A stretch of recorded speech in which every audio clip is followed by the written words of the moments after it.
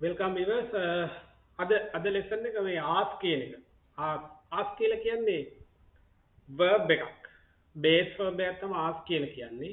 ඒතකොට base verb එකකින් අපිට ගන්න පුළුවන් දේ තමයි order එකක් දෙන්න පුළුවන් කතා කරද්දී. අපිට කතා කරද්දී order එකක් දෙන්න පුළුවන්. ඒ කියන්නේ විධානයක් දෙන්න පුළුවන් base verb එකකින්. මේ ask එකත් එහෙම තමයි. ask කියලා කියන්නේ කියන්න කියන්නේ. කියන්න.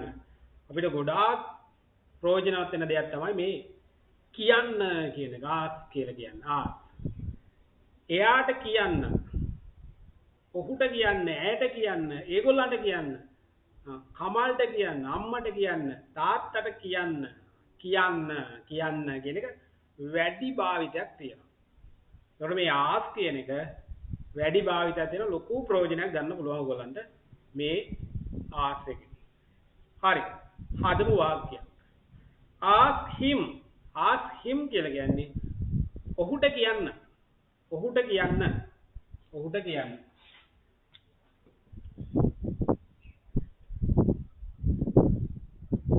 ඔහුට කියන්න ask him ask her කියලා කියන්නේ ඇයට කියන්න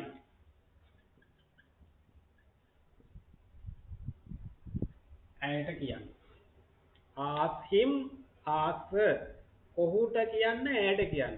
අපි පොදුවේ කියනවා එයාට කියන්න කියලා. එයාට කියන්න. ඔහු වෙන්නත් පුළුවන් ඇය වෙන්නත් පුළුවන්.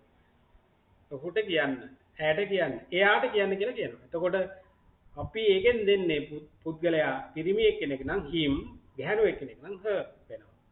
ask them ඒගොල්ලන්ට කියන්න, ඔවුන්ට කියන්න, ඒගොල්ලන්ට කියන්න කියන එක තමයි ඒ තියෙන්නේ. හරි. ask them ඒගොල්ලන්ට කියන්න.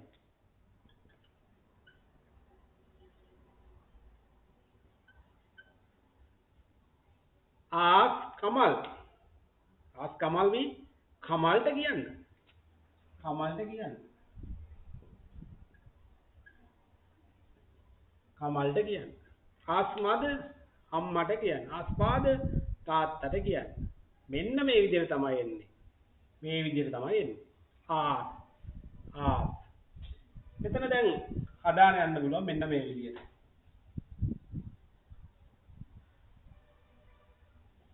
ask him ඔහුට කියන්න to go යන්න කියලා. ask him එයාට කියන්න යන්න කියලා. යන්න. කොහෙද? out. go out. එළියට. ask him to go out. එයාට කියන්න එළියට යන්න කියලා. ask him to go out. go out. ask her එයාට කියන්න to come in ඇතුළට එන්න කියලා. to come ඇතුළට එන්න කියලා. ask her to come in ඇතුළට එන්න කියන්නේ. ඇයට ඇතුළට එන්න කියන්නේ. ask them ඒගොල්ලන්ට කියන්න මොකද්ද? ඒගොල්ලන්ට කියන්නේ මේ රට දියුණු කරන්න කියලා. to develop the country. ask them to develop their families ඒගොල්ලන්ගේ පවුල් ටික දියුණු කරන්න කියලා. ask කමල්ට කියන්න to bring the lunch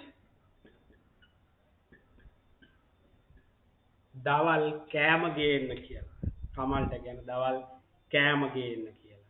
ask Kamal to bring the lunch. අම්මට කියන්න උයන්න කියලා. බත් උයන්න කියලා. කොහොමද කියන්නේ?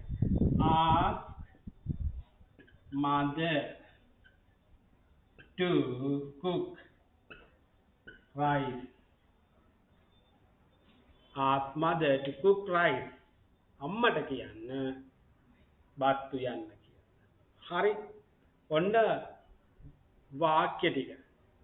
ask එකේ order එකක් දෙන්නේ. ඒ කියන්නේ විධානයක් දෙන්නේ කියන්න කියන එක. දැන් බලන්න මේකේ පොදු කාරණා ටික. ඒ කියලා කියන්නේ මේක නෝට් එකක් විදියට අරගෙන මේක නෝට් බේස් එකක් විදියට අරගෙන හදාගන්න ගුරුවරයෙක් නැතුව යන සිස්ටම් එක. ඒක මෙතනින් එක්ස්පෑන්ඩ් කරගන්න ඕගොල්ලන්ගේ එක එකනාගේ මෙතන ක්‍රියාකාරීත්වයත් එක්ක තමයි ඒක එන්නේ. එහෙමයි හැම එකක්ම හදාගන්න පුළුවන් ලැන්ග්වේජ් එකේ. එතකොට ගුරුවරයෙක් ඕනේ නැහැ ආය. කිසිම ගුරුවරයෙක් ඕනේ නැහැ. යන්න පුළුවන් ඉස්සරහට. right. පොදු කාරණා.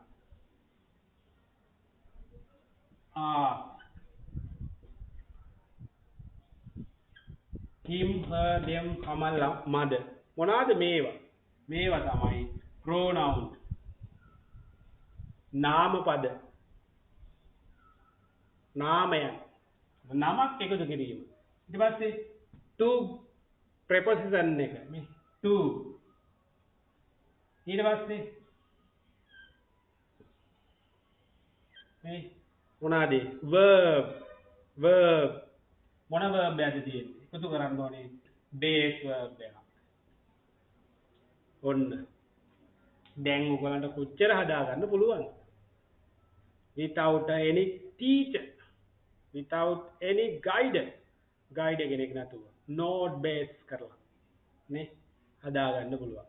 ask නමක් දාන්න, ask teacher to teach උගන්වන්න කිය.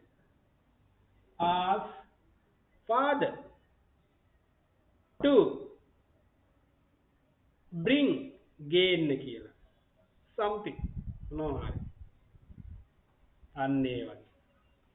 ask Naina to make a cake එකක් හදන්න කියලා යාර කියන්නේ.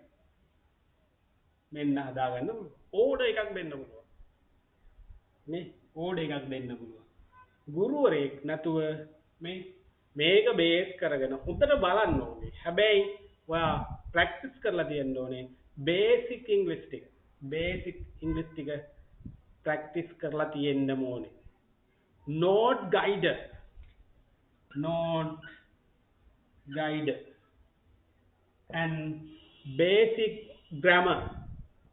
basic grammar NGBG කියන්නේ ඒකයි.